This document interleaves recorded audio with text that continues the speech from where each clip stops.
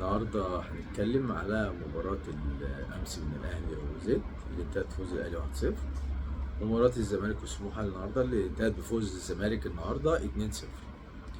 طبعا شفنا مباراة الأهلي وزد، المباراة كانت متكافئة المستوى ومتقاربة، والأهلي قدر يسجل هدف في بداية المباراة، وزد قعد يحاول إن هو يتعادل ودون جدوى، وكل الهجمات كانت ضاعت من اقدام المهاجمين لرعونة المهاجمين، والفرص برضو ما كانتش خطيره. يعني ده مجمل المباراه. طبعا كان في اخطاء تحكيميه استمرارا لمسلسل الاخطاء التحكيميه. طبعا كان في ضربه جزاء لنادي زد في الدقيقه 88 او 89، اثر تدخل كوكا على رشيد النيجيري، والحكم ما شافهاش لان زاويه الرؤيه بتاعته ما كانتش واضحه. ولكن المشكله بالفار. الفار عندنا في مصر محتاج فار، لان الفار بيخضع للاهواء.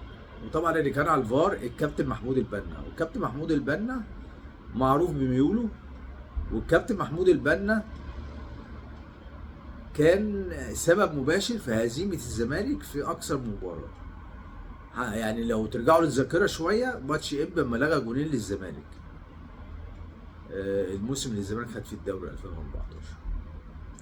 وكان مباراة برضو كان غير موافق مع الزمالك، وكان الكابتن سيد عبد الحفيظ بيطلبه بالاسم، يقول لك محمود البنا ما حكمش الاهلي ليه؟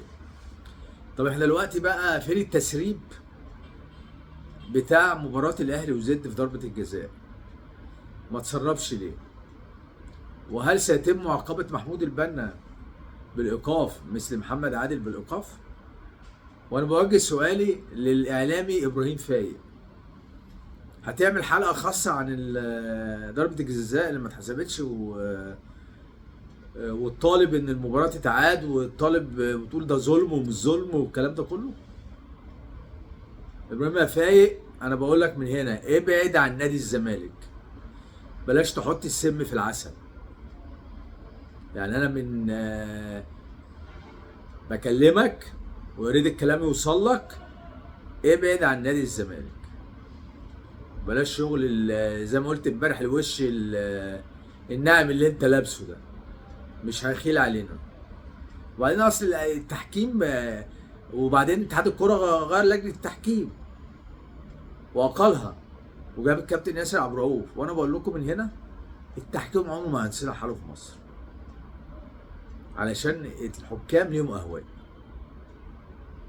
سواء الحكام اللي في الملعب او الحكام اللي على الفار، ليهم اهواء وغلطاتهم قاتله. ومحدش يقول لي اصل تقديريا والحكم نيته سليمه والكلام ده كله، لا لا لا خالص.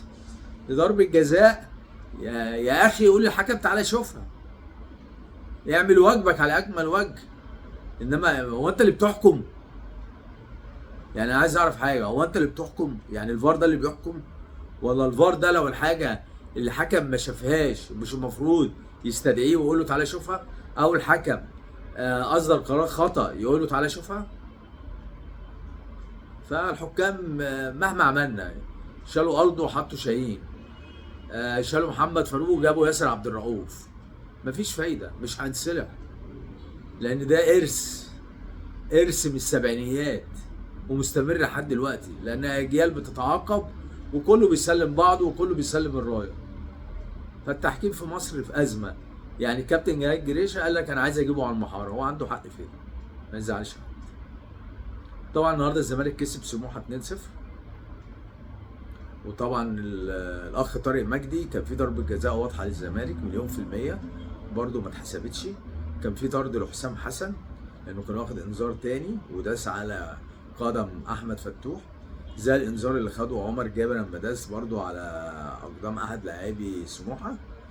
في عمر جابر خد انذار وحسام حسن ما خدش انذار، ودخل برده في كره مشتركه مع دونجا وخبط دونجا في دماغه، والكره اتحسبت للزمالك واللي خد دونجا انذار. يعني كورتين ورا بعض.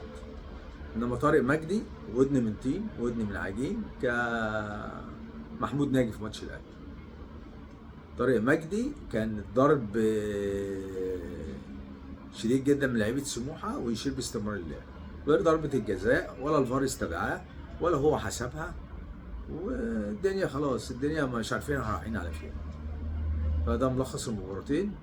وانا ارجو المره الثانيه الكابتن ابراهيم فايق يعمل حلقه عن ضربه الجزاء اللي كانت لصالح نادي زد وما اتحسبتش. وابراهيم فايق مش هيجرؤ ان هو يعمل كده لانه موجه. ابراهيم فايق موجه.